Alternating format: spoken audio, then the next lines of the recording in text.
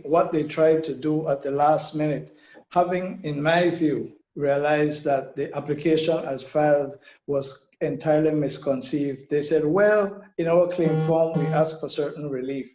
And as I had to point out to the acting Chief Justice, this is not the trial of the matter. They were seeking only an injunction on their notice of application. When they realize that that cannot succeed, you can't jump back to the claim form and say, well, give me the relief.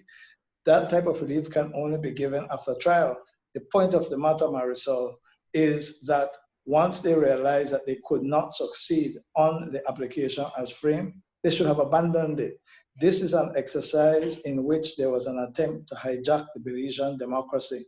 It was an attempt to undermine the right of the Belizeans to vote.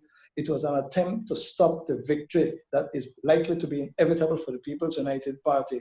And therefore, we marshaled our resources and marshaled our attorneys to defend the right of all Belizeans to go to the polls on the 11th and to have democracy celebrated and triumph.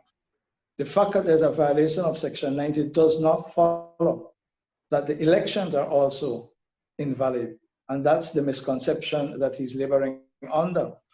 The courts have always said in constitutional matters that the primary relief to be granted is a declaration of lawfulness or unlawfulness.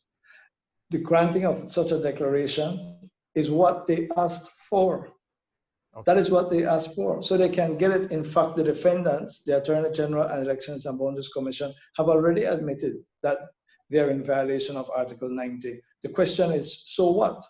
It does not go to vitiate or make invalid an election held on the boundaries as they are today. What we need to do, regardless of who wins, is to move swiftly after the elections to do the necessary redivisioning. That is what is required. In the meantime, let the people vote.